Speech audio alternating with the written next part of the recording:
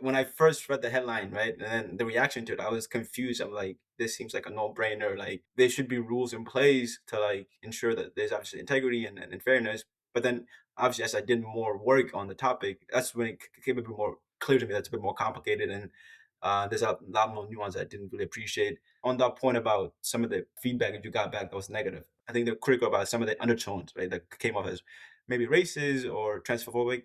As we reflect on the article and maybe their feedback, how do you, I guess, take on what they've said about the article itself? Yeah, that's a great question. I honestly would change nothing about the words I wrote. Every single word I stand by. I think it's important to have conversations, and I think the way I wrote it, I think people can read into that if they want, and people can kind of decide whatever they want.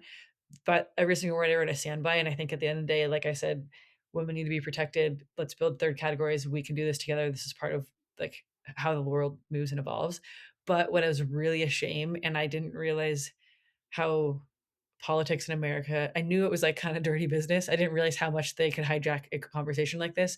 And the way they chose to like single out a player in our league and use a picture of them in the article is I think where my teammates are like, "Oh, Elizabeth picked this picture."